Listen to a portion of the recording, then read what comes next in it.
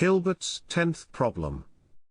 Of Hilbert's 23 problems, his 10th problem asked for a general method to solve Diaphantine equations. These are equations that allow only whole numbers, no decimals or fractions, which are named after Diophantus, who studied them in the 3rd century. Quote, "Given a Diaphantine equation with any number of unknown quantities and with rational integral numerical coefficients, to devise a process according to which it can be determined in a finite number of operations whether the equation is solvable in rational integers." End quote. David Hilbert in Mathematical Problems, 1902. Deceptively simple Diaphantine equations were often notoriously difficult. A famous example is the Diaphantine equation. A to the power of n equals b to the power of n plus c to the power of n. This equation is easy when n equals 1, or when n equals 2. Millennia ago Pythagoras proved there were infinite solutions when n equals 2. And yet, no one had found even one solution for n greater than or equal to 3. No one knew of a cube number, a to the power of 3, that was the sum of two other cube numbers.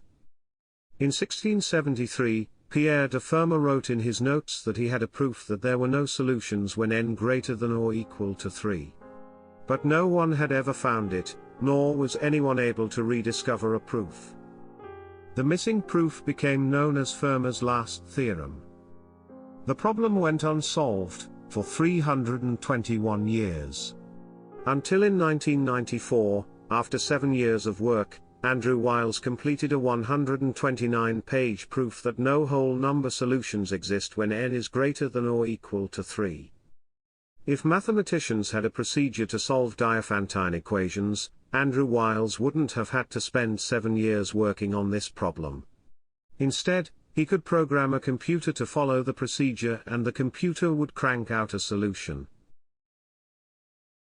In 1970, Hilbert's 10th problem was solved. Solving it required 21 years of work by 4 mathematicians, Martin Davis, Julia Robinson, Hilary Putnam, and Yuri Mashjasevic. Their proof, called the Mrdp Theorem, after their initials, gave a negative result. They proved there is no general procedure for solving Diaphantine equations, and they proved it in a shocking way. They showed an equivalence between solutions to Diaphantine equations and what is computable. In other words, for any imaginable computer program, there is a Diaphantine equation whose solutions equal all the outputs of that computer program. This was so surprising that many mathematicians had difficulty believing it. It meant there is a Diaphantine equation that picks chess moves like Deep Blue, and there's a Diaphantine equation that does your taxes like TurboTax, and there's yet another Diaphantine equation that does spell checking like Microsoft Word. For anything a computer can compute, there's a Diaphantine equation that gives the exact same answers. But despite how surprising their result was, it was true. And this is why there can be no general method for solving Diaphantine equations, because the question of whether or not a program finishes, Turing's halting problem, is equivalent to asking whether or not some Diaphantine equation has solutions. Since the halting problem is not generally solvable, the equivalence between Diaphantine equations and computers meant Diaphantine equations weren't generally solvable either. Yet again, what Hilbert asked for couldn't be provided. Hilbert's questions probed at the heart of consistency, provability, decidability, and computability. They didn't lead where he expected, but they did reveal deep truths about the nature of mathematics. Universal equations. In 1978, the mathematician James P. Jones went a step further. Just as it is possible to make a computer program that runs all other computer programs, it is also possible to make a Diaphantine equation that includes all other Diaphantine equations. Quote, Mashjasevic's theorem implies also the existence of particular undecidable Diaphantine equations. In fact, there must exist universal Diaphantine equations, polynomial analogues of the universal Turing machine. End quote. James P. Jones in Undecidable Diaphantine Equations, 1980. Such Diaphantine equations are general-purpose computers. Plug in the program as one of the variables to the equation, and the solutions to the equation will be the outputs of that program. Jones provided an example of such an equation. It is complex, but the truths concerning this single equation include all truths concerning the executions and outputs of all computer programs. Quote, as v varies through the positive integers, the equation defines every recursively enumerable set. This is, to our mind, the attraction of the universal equations. At once, this equation defines primes, Fibonacci numbers, Lucas numbers, perfect numbers, theorems of ZF, or indeed theorems of any other axiomatizable theory. James P. Jones in Three Universal Representations of Recursively Enumerable Sets, 1978. We might consider such universal equations as God equations, equations whose solutions contain and include all the others. In his 1987 book Algorithmic Information Theory, Gregory Chaitin describes one such equation, the exponential Diaphantine equation computer.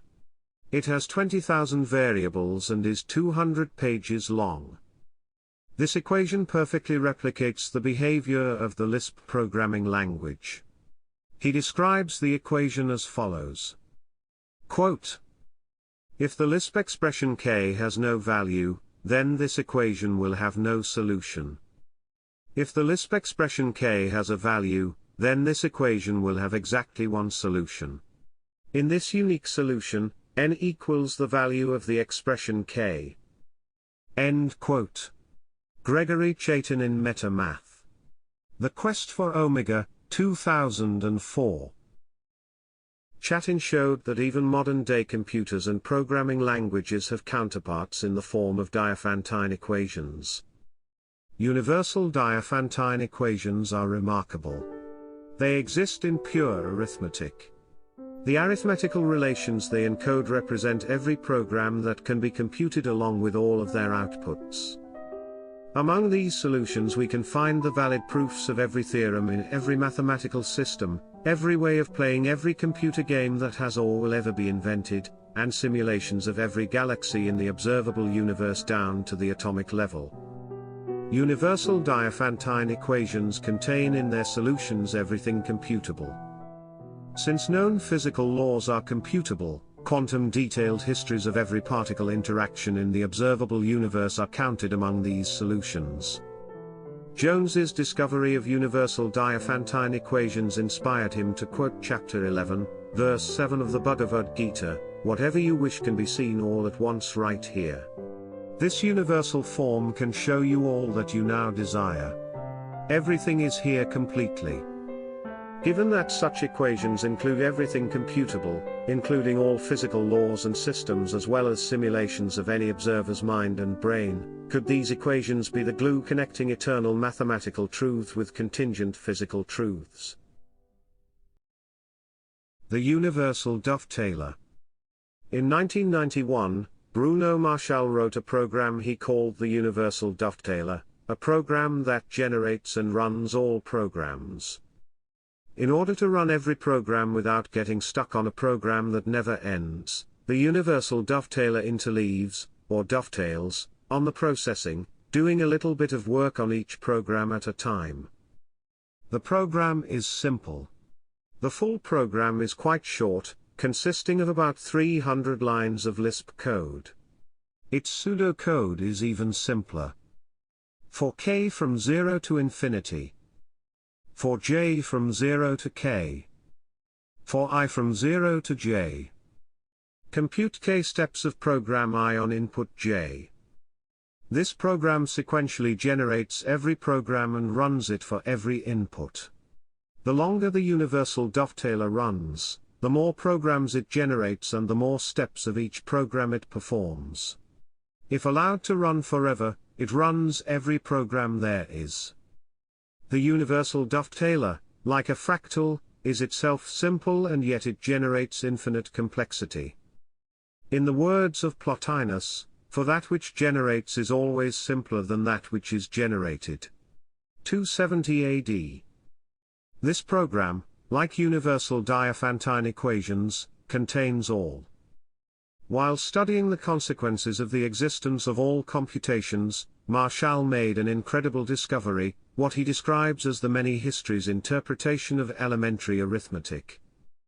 The discovery served as the basis of his 1998 PhD thesis, Computability, Physics, and Cognition. This paper explains how we can explain the appearance of a multiverse given two assumptions. 1. All computations exist. And 2. Computation supports cognition.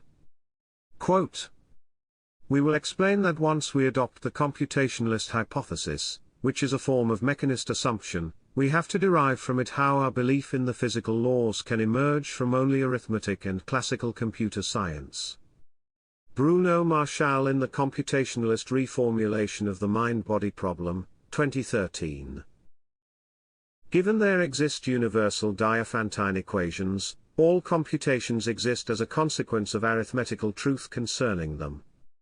While there is no physical realization of the perpetual execution of the universal dovetailer, its complete execution exists in number theory as a consequence of arithmetical truth. There are, for instance, Diaphantine equations whose solutions exactly equal all the sequentially generated states reached by the universal dovetailer. So if we accept the self-existent truth of 2 plus 2 equals 4, we must also accept truths concerning universal Diaphantine equations, truths that concern all computational histories and all simulated realities. Quote, "To be sure, the existence of the UD is a logical consequence of elementary arithmetic with Church's thesis or Turing's thesis." End quote. Bruno Marshall in Discussion List, 2019.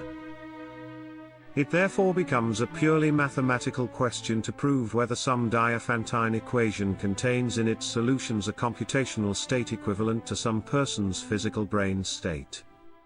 We would then exist for the same reason that 2 plus 2 equals 4, as an inevitable consequence of mathematical truth.